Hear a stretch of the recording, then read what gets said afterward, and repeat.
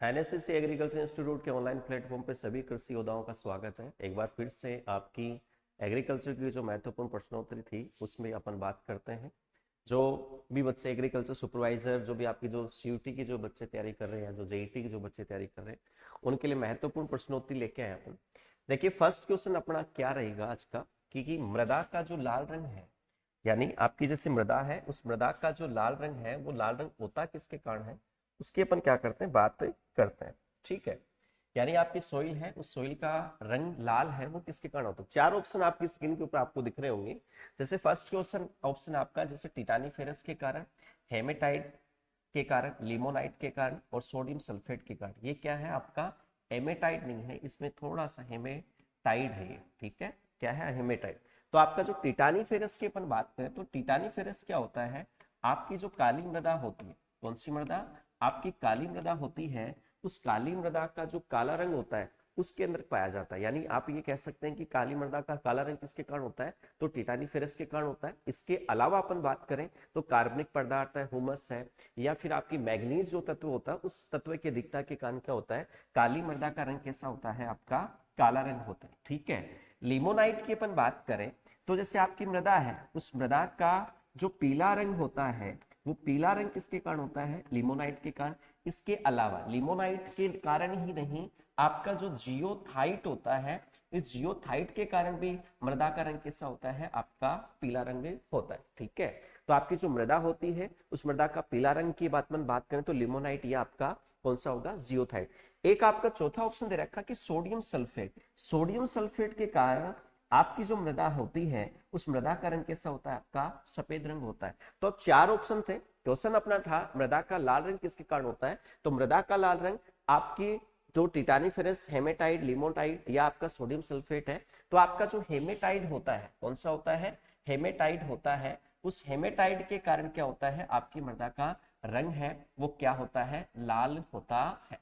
क्या होता है, हेमेटाइट। या हेमेटाइट के अलावा अपन आयरन जो तत्व होता है, उस आयरन तत्व की अधिकता के कारण भी आपकी मृदा का रंग कैसा होता है, लाल रंग होता है। तो अपना आंसर क्या होगा, आपका सेकंड ऑप्शन में होगा। चलिए, इसी क्रम में नेक्स्ट क्वेश्चन की ओर अपन बढ़ते हैं। देखिएगा, वायु द्वारा मृदा क्षरण है, उस मृदा क्षरण की हानिकारक अवस्था है, यानी किसके द्वारा क्षरण हो रहा है, मृदा का वायु के द्वारा, और उसकी हानिकारक अवस्था ये पूछ रहा है।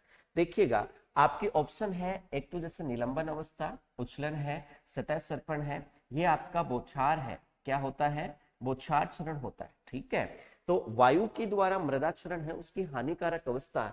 आपकी वायु के द्वारा जो मृदा का जो क्षरण होता है, उसकी तीन अवस्थाएं होती है।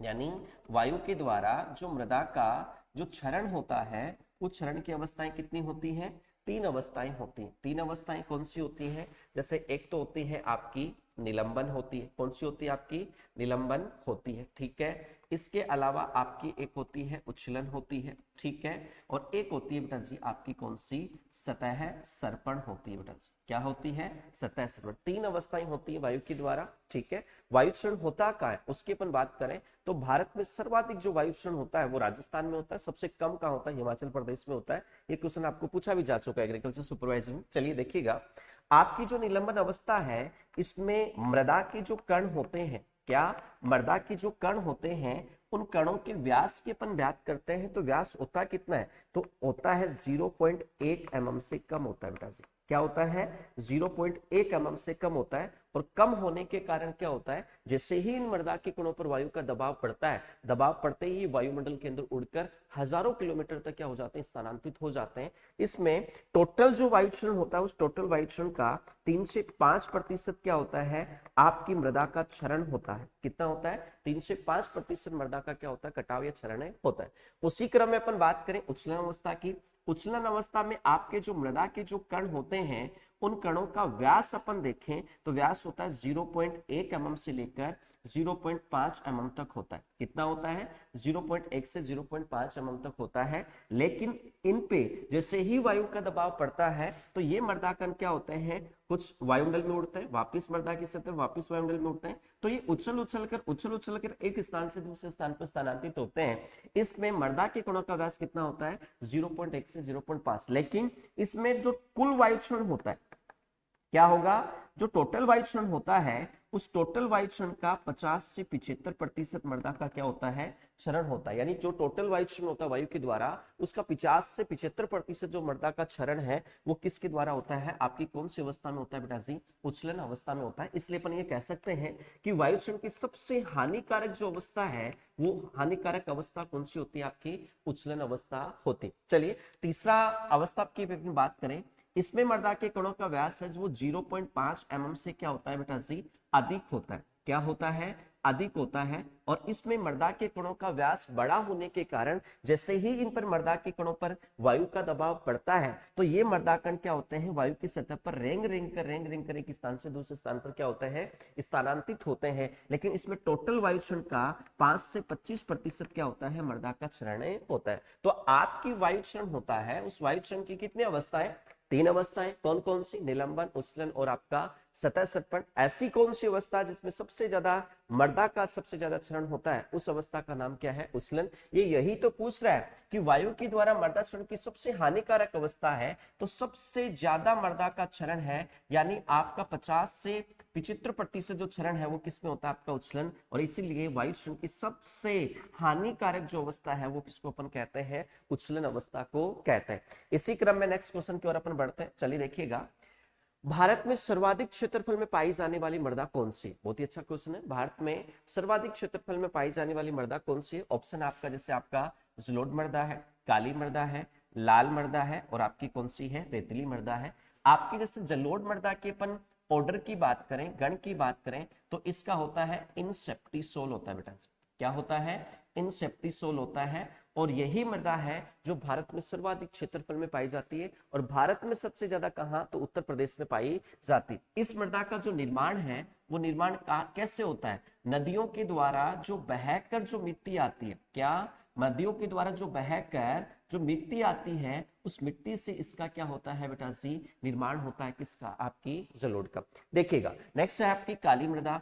काली मृदा की अपन गण की अपन बात करें तो इसका क्या होता है, ब्रेटिसोल होता है। क्या होता है, ब्रेटिसोल इसका गण होता है। ये भारत में कहां पाई जाती है, तो ये महाराष्ट्र में, और ये कहां, इस महाराष्ट्र के बाद में कहां, आपके मध्य प्रदेश के अंदर सर्वाधिक पाई जाती है।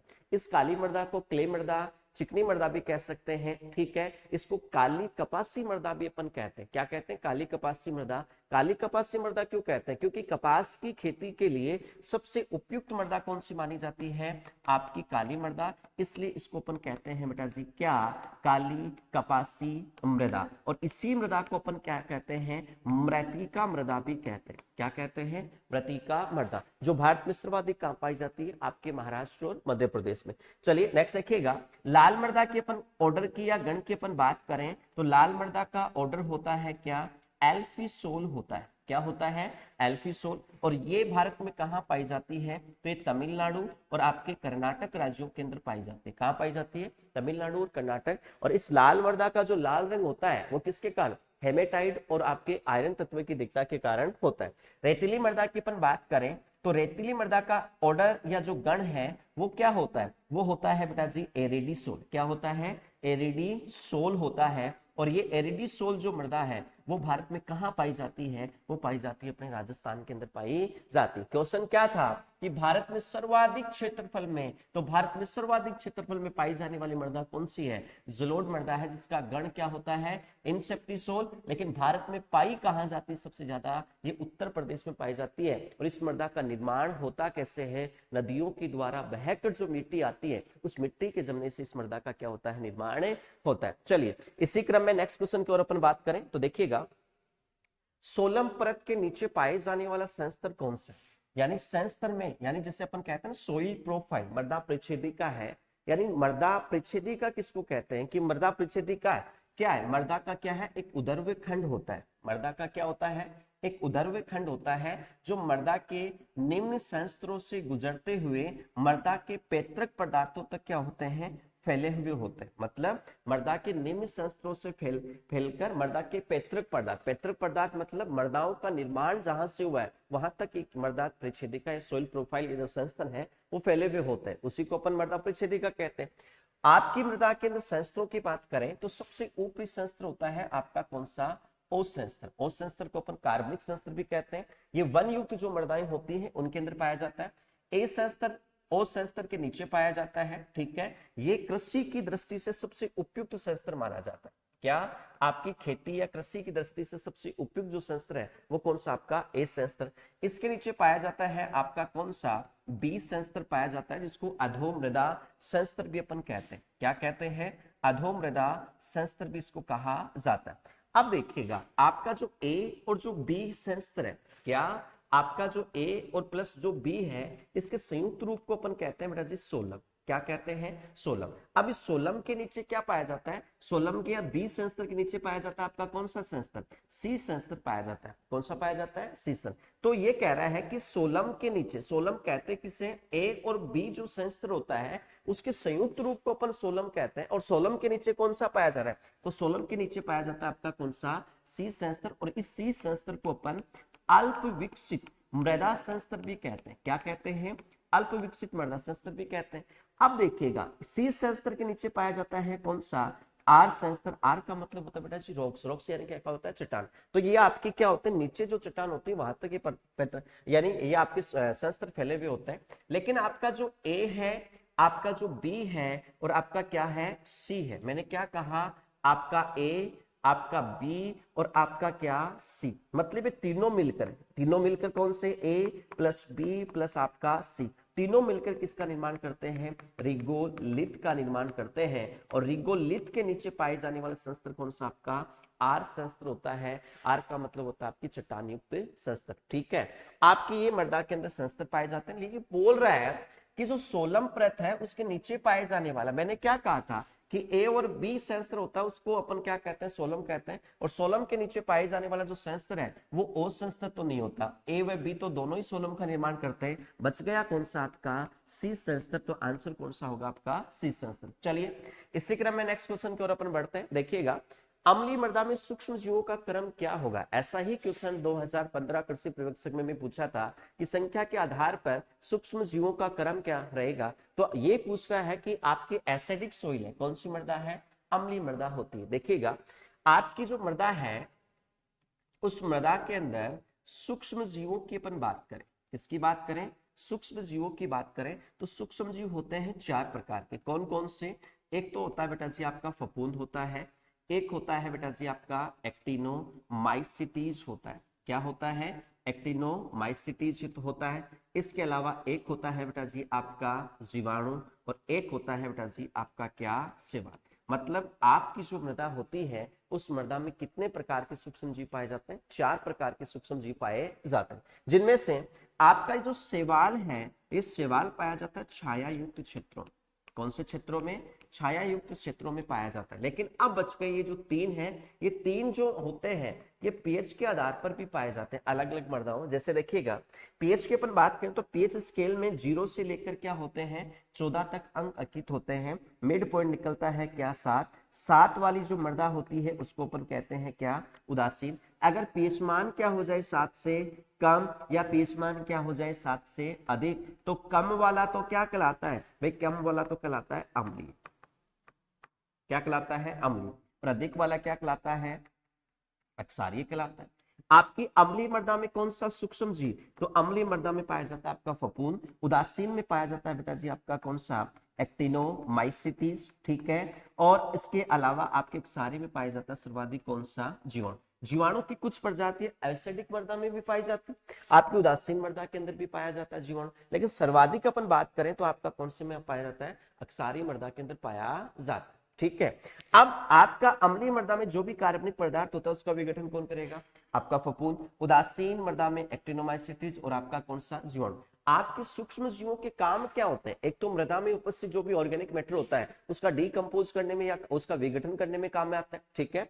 एक कुछ ऐसे सूक्ष्म जो जीव होते हैं जो मृदा में जो इनसोल्युबल यानी अघुलनशील अवस्था में जो पोषक तत्व होते हैं उनको घुलनशील अवस्था में बदलने का काम में करते हैं। इनके अलावा क्या काम करते हैं? कुछ ऐसे जीवाणु होते हैं जो क्या करते हैं? वायुमंडलीय नाइट्रोजन का स्थिरीकरण करने का भी काम में करते हैं। तो इसी प्रकार से आपका जो फफूंद है वो अम्लीय मृदा में, एक्टिनोमाइसिन उदासीन में और अक्षारीय मृदा में जीवाणु क्या करता है? कार्बनिक पदार्थ का विघटन करने का काम में करता है। लेकिन आपके देखिएगा आपकी जो मृदा है उस मृदा में जो फफूंद होता है, ये फफूंद भार की दृष्टि से, किसकी दृष्टि से, भार की दृष्टि से क्या पाया जाता है, सर्वाधिक पाया जाता है। आपकी मृदा में ऐसा पूछ लिया जाए कि भार की दृष्टि से सर्वाधिक कौन सा सूक्ष्म जीव पाया जाता है, तो कौन सा होगा, आपका फफूंद होगा। लेकिन आपको ऐसा पूछा जाए कि आपकी संख्या की दृष्टि से, किसकी दृष्टि से, आपकी संख्या की दृष्टि से कौन सा सूक्ष्म जीव है जो सर्वाधिक पाया जाता है, तो संख्या की दृष्टि से पाया जाता है कौन सा, आपका जीवाणु। तो भार की दृष्टि से तो कौन सा, आपका फफूंद, और संख्या की दृष्टि से कौन सा, आपका जीवाणु। लेकिन ये पूछ रहा है कि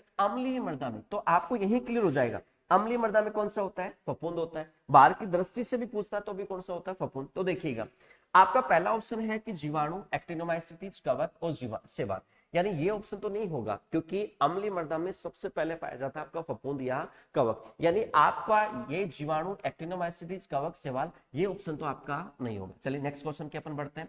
आपकी अम्लीय मृदा में कवक है, जीवाणु है, शैवाल है, एक्टिनोमाइसीट्स। अपन सोच सकते हैं कि भाई इसके अलावा नीचे और भी दिख रहा है कवक, उसकी भी अपन बात कर लेते हैं। तो आपका कवक भी अम्लीय मृदा में होता है, उसके बाद में अपन कहते हैं कि भाई जीवाणु भी अम्लीय मृदा में कुछ पाए जाते हैं। शैवाल है तो नमी युक्त, आपको पता है कि अपन कहते हैं अम्लीय मृदा कहाँ पाई जाती है, तो सर्वाधिक वहां वर्षा होती है जहां पर अम्लीय मृदा पाई, जहां जितनी नमी अधिक होगी वहां शैवाल भी होगा। उसके बाद आता है आपका एक्टिनोमाइसीट्स। चलिए आगे देखिएगा, एक्टिनोमाइसीट्स है, जीवाणु है, कवक है, उसके बाद में आपका कौन सा है, शैवाल है, ये भी नहीं होगा। हाँ, चौथा ऑप्शन देखिएगा, कवक है, अम्लीय मृदा में पाया जाता है, जीवाणु है, ये भी पाया जाता है, एक्टिनोमाइसीट्स और शैवाल, यहां थोड़ा सा गड़बड़ हो गया।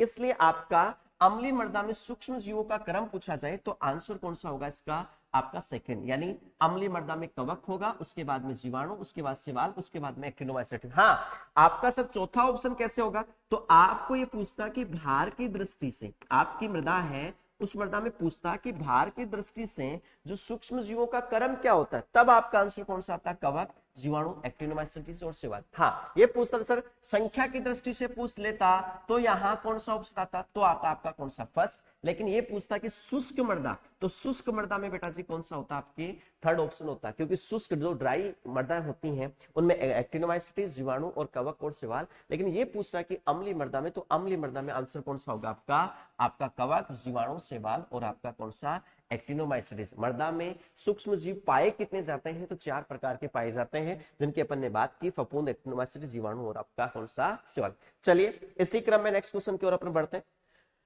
नेक्स्ट क्वेश्चन है कि जल द्वारा मृदा क्षरण की विनाशकारी अवस्था कौन सी है। देखिएगा, आपको जल के द्वारा पूछना है, जल के द्वारा जो मृदा क्षरण होता है उसकी 4 अवस्थाएं होती है। 4 अवस्थाएं आपको ऑप्शन में भी दे रखी है, एक तो बौछार है, रिले है, परत है और अवनालिका है। इसका क्रम भी पूछे थे, तो पहली अवस्था तो आपकी बौछार है, सेकंड कौन सी है, आपकी परत, थर्ड आपकी कौन सी है, रिले, और आपकी फोर्थ अवस्था कौन सी, आपकी अवनालिका क्षरण है। ठीक है, क्रम पूछे तो ये, तो आपके जल क्षरण की सबसे पहली अवस्था होती है कौन सी, बौछार। इसमें क्या होता है, जैसे ही बरसात की बूंद आती है तो मृदा के कण क्या होते हैं, अपना स्थान छोड़ देते हैं, और स्थान छोड़कर क्या हो जाते हैं, छिन्न भिन्न हो जाता है। ठीक है, अब लगातार वर्षा होने के कारण क्या होता है कि जो जल है वो क्या होता है कि मृदा के ढाल के अनुसार बहना स्टार्ट कर देता है, और धीरे धीरे क्या होता है, जल बहता रहता है, और मृदा की जो ये उर्वरक जो सतह होती है, वो उर्वरक जो सतह है वो सतह क्या होती है, पानी के साथ बेटा जी क्या हो जाती है, बह जाती है। अब बह जाती है तो ये उर्वरक सतह होती है वो पोषक तत्व वाली होती है। अपन जो भी खाद उर्वरकों का अपन उपयोग करते हैं मृदा की सतह के ऊपर करते हैं,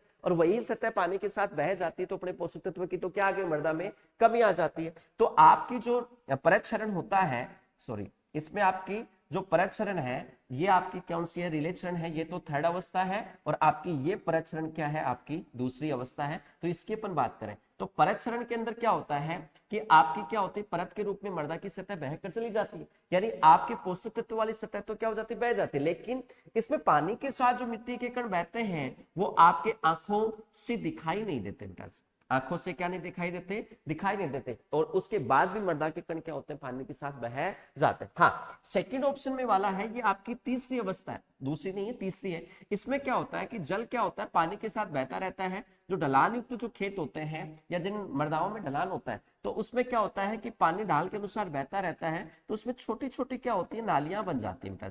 क्या बन जाती हैं, छोटी छोटी नालियां बन जाती हैं। ये नालियां क्या होती हैं, जैसे अपन जुताई वगैरह करते हैं तो ये क्या हो जाती है, समाप्त हो जाती है। ठीक है। उसके बाद अपन बात करें तो आपके इस रीले क्षरण का एक बढ़ता हुआ रूप आता है जिसको अपन कहते हैं क्या, अवनालिका क्षरण। क्या कहते हैं, अवनाली। इसमें छोटी छोटी नालियां बनती हैं। इस अवनालिका क्षरण का, अवनालिका क्षरण क्या है, आपकी रीले क्षरण की बढ़ती हुई अवस्था है। सब बार बार क्वेश्चन पूछता है कि जल क्षरण में रीले क्षरण की बढ़ती हुई अवस्था कौन सी है, तो कौन सी आपकी, अवनालिका। कैसे, इसमें तो छोटी छोटी नालियों का निर्माण होता है, इसमें अवनालिका क्षरण में क्या होता है, ये नालियां बड़ी, गहरी और क्या हो जाती है, चौड़ी हो जाती है, ठीक है, जिसमें कृषि क्रियाएं करना क्या हो जाता है, मुश्किल हो जाता है। और आपकी जल क्षरण की जितनी भी अवस्थाएं हैं उनमें ये एक ऐसी अवस्था है जिसमें आपकी मृदा का सर्वाधिक क्या होता है बेटा जी, क्षरण या कटाव होता है। अपने में राजस्थान की अपन बात करें तो राजस्थान के अंदर आपका जो कोटा है, उस कोटा के जो चंबल है, उस चंबल के अंदर आसपास में होने वाला जो क्षरण होता है, वो क्षरण कौन सा होता है, आपका अवनालिका क्षरण। तो ये पूछ रहा है कि आपकी विनाशकारी अवस्था कौन सी है। अरे विनाशकारी मृदा का सबसे ज्यादा कटाव किसमें हो रहा है, अवनालिका क्षरण में हो रहा है। तो विनाशकारी अवस्था पूछे तो कौन सा होगा बेटा जी, आपकी अवनालिका क्षरण होता है, ठीक है। चलिए इसी क्रम में अपन नेक्स्ट क्वेश्चन की ओर अपन बढ़े, आ जाइए। मृदा स्वास्थ्य कार्ड योजना का शुभारंभ कब हुआ, बहुत ही अच्छा क्वेश्चन है कि मृदा स्वास्थ्य जो कार्ड योजना है, उस कार्ड योजना का शुभारंभ है या उद्घाटन कब हुआ, तो आपकी 15 फरवरी 2015 को, 19 फरवरी 2015, 13 जनवरी 1970, 13 जनवरी 2015। तो देखिएगा आपका 15 फरवरी 2015 को, हाँ 15 में हुआ था, फरवरी में भी हुआ, लेकिन 15 तारीख को नहीं हुआ था शुभारंभ, ठीक है। इसका शुभारंभ हुआ था बेटा जी 19 फरवरी 2015 को। कहा, तो आपका राजस्थान का एक जिला है जिसको अपन कहते हैं गंगानगर, और गंगानगर की एक तहसील है जिसको अपन कहते हैं सूरतगढ़। और सूरतगढ़ में किया किसने था, तो अपने देश के जो प्रधानमंत्री हैं श्री नरेंद्र जो मोदी हैं, उनके द्वारा आपके मृदा स्वास्थ्य कार्ड योजना का क्या किया गया था बेटा जी, शुभारंभ किया गया था। क्या किया गया था, शुभारंभ किया गया। लेकिन इस मृदा स्वास्थ्य कार्ड योजना का उद्देश्य क्या था, क्या उद्देश्य था कि इसका अपन ने इस कार्ड योजना की शुरुआत की, तो मृदा का जो अपन ये कह सकते हैं मृदा में कौन से पोषक तत्व की कमी है, किसकी अधिकता है, अपन कौन सी फसलों की खेती कर सकते हैं, ये अपन को पता नहीं चलता। उसके अपन क्या करते हैं, जांच करवाते हैं, उसके बाद उसका क्या आता है, आपका स्वास्थ्य कार्ड आता है मृदा का, कि आपकी मृदा में इन न्यूट्रिएंट की कमी है और इन न्यूट्रिएंट की आवश्यकता है, आप इन फसलों की आप क्या कर सकते हैं, बुआई कर सकते हैं। वो मृदा स्वास्थ्य कार्ड के अंदर क्या होता है, आता है। आइएगा, उद्देश्य क्या था कि अगर आपका जो स्वस्थ धरा है, क्या है, स्वस्थ धरा है, तो खेत क्या रहेगा बेटा जी, हरा। मतलब आपका स्वास्थ्य ठीक रहेगा तो अपन काम कर सकते हैं। वैसे ही आपकी मृदा है, उस मृदा स्वस्थ रहेगी तो खेत हमेशा क्या रहेगा बेटा जी, हरा रहेगा। खेत क्या रहेगा, हरा रहेगा। इसी उद्देश्य था किसका, मृदा स्वास्थ्य कार्ड। तो मृदा स्वास्थ्य कार्ड के अंदर क्या होता है कि इसका शुभारंभ की अपन बात करें तो 19 फरवरी 2015 को राजस्थान गंगानगर के सूरतगढ़ में श्री नरेंद्र मोदी के द्वारा आपके इस कार्ड का क्या हुआ था, शुभारंभ। इसमें इसका उद्देश्य क्या था, तो स्वस्थ धरा खेत हरा। अगर अपन मृदा की अपन जांच करवाते हैं, क्या करवाते हैं, सोइल सैंपल अपन लेते हैं या मृदा का जो नमूना लेते हैं, वो लेते हैं कैसे, ऐसा नहीं है कि खेत में कहीं से भी अपन ने मिट्टी भर ली और जांच करवाने ले गए, ऐसा नहीं होता। मृदा के अंदर जैसे क्या होता है, चारों कोणों से अपन ने मिट्टी ले ली, बीच में ले ली, इस मिट्टी को इकट्ठा कर लिया। इकट्ठा करने के बाद में क्या होता है, ऐसा नहीं कि पूरा अपन ने इकट्ठा किया, जितना भी है उसको ले जाके मृदा परीक्षण प्रयोगशाला में रख दी कि इसकी जांच करनी, ऐसा नहीं होता। कितना लेता है, उस मृदा नमूने का भार कितना होता है उसकी अपन बात करते हैं। तो आपने इकट्ठी मिट्टी करनी है, उसके बाद में क्या करना है, उसको फर्श पर बिछाकर उसको आयताकार रूप में बिछाओ, उसके बाद उसको चौकोर रूप से काट लो, इधर वाला भाग निकाल दो, इधर वाला भाग निकाल दो, ये बचेंगे। तो इस प्रकार से बचे हुए, यानी आपका नमूने का भार 500 ग्राम तक रहे, यानी नमूने का भार कितना रहे बेटा जी, 500 ग्राम तक रहे, तब आप क्या करो, उसको पॉलिथीन की थैली में पैक करके आप उसकी क्या कर सकते हैं, जांच करवा सकते हैं। तो क्वेश्चन पूछा जा सकता है कि जब मृदा की जांच करवाते हैं तो मृदा नमूने का भार कितना होता है, तो भार होता है कितना बेटा जी, 500 ग्राम। चलिए इसी क्वेश्चन के आगे नेक्स्ट क्वेश्चन के ऊपर बात करते हैं। चलिए, मृदा विलयन में H+ आयन की अधिकता से उत्पन्न अम्लीयता क्या कहलाती है। क्वेश्चन अच्छा है कि मृदा विलयन है, उस मृदा विलयन में किस आयन की अधिकता है, H+ आयन की। H+ आयन की अधिकता से उत्पन्न अम्लीयता क्या कहलाती है। ऑप्शन क्या बोल रहे हैं यहाँ पे, देखो, सक्रिय अम्लीयता, संचित अम्लीयता, दोनों है, या लवणिक क्षारीय, कौन सा है। यानी आपकी मृदा विलयन में अगर H+ आयन की अधिकता हो गई है तो कौन सी अम्लीयता विकसित होगी। देखिएगा, अपन ये कहते हैं कि अम्लीय किसको कहते हैं, अम्लीय जिसका पीएच मान क्या होता है, 7 से क्या होता है, 7 से कम। आयनों की बात करें, किसकी बात करें इसमें, आयनों की बात करें तो H+ जो आयन है उसकी तो क्या होती है बेटा जी अम्लीय मृदा में अधिकता होती है, ठीक है। और OH- है उसकी क्या होती है बेटा जी कमी होती है। यानी ऐसी मृदाएं जिनमें पीएच मान तो 7 से कम होता है लेकिन H+ आयन की अधिकता और OH- की क्या होती है कमी होती है, उसको अपन अम्लीय मृदा कहते हैं। लेकिन आपकी जो ये अम्लीय मृदा है ये अम्लीय मृदा होती कितनी प्रकार की बेटा जी, दो प्रकार की। कौन सी होती है? एक तो होती है आपकी सक्रिय अम्लीयता, क्या होती है सक्रिय अम्लीयता, और एक होती है बेटा जी आपकी संचित अम्लीयता। क्या होती है संचित अम्लीय, सक्रिय अम्लीयता और संचित। अब जैसे आपने अम्लीय मृदा के दो प्रकार याद किए ना, उसी प्रकार से दो शब्द आपको याद करने हैं। जैसे देखिएगा सक्रिय में आपको करना है मृदा विलयन, क्या याद करना है मृदा विलयन, ठीक है। चलिए भाई मृदा विलयन, ठीक है। और इसमें याद करना है आपको मृदा कट।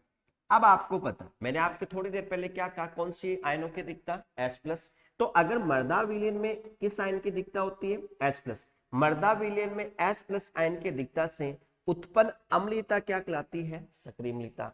मृदा कणों पर किस आयन की दिखता होगी H+ आयन की, तो उस आयन के दिखता से उत्पन्न अम्लीयता क्या कहलाती है सक्रिय अम्लीयता कहलाती है। लेकिन ये पूछ क्या रहा है कि मृदा विलयन में किस आयन की दिखता H+ आयन की दिखता है, तो उससे उत्पन्न अम्लीयता क्या कहलाती है सक्रिय या संचित, तो उसको अपन कहेंगे बेटा जी सक्रिय। अगर यहां पूछता कि मृदा कणों पर, तो यहां ऑप्शन आता कौन सा आपका, आपका संचित अम्लीयता। लेकिन अब आंसर कौन सा आएगा आपका सक्रिय अम्लीयता। इसी क्रम में नेक्स्ट क्वेश्चन की ओर बढ़े, देखिएगा अम्लीय मृदा को सुधारने के लिए किस रसायन का उपयोग किया जाता है। बहुत ही अच्छा क्वेश्चन है कि एसिडिक जो सोइल होती है उसको सुधारने के लिए किसका उपयोग नहीं करते, क्या नहीं किया जाता, करते तो हैं लेकिन नहीं करते। जैसे आपका चूना है, जिप्सम है, कैल्शियम कार्बोनेट है और भुजा हुआ चूना। भाई देखो अम्लीय मृदा को सुधारने के लिए अपन चूने का भी उपयोग करते हैं, आपका कैल्शियम कार्बोनेट का भी उपयोग करते हैं, भुजा हुआ चूना। जिप्सम भी ऑप्शन में देखा, जिप्सम तो अपन ये पढ़ते हैं कि क्षारीय मृदा को सुधारने के लिए अपन काम में लेते हैं,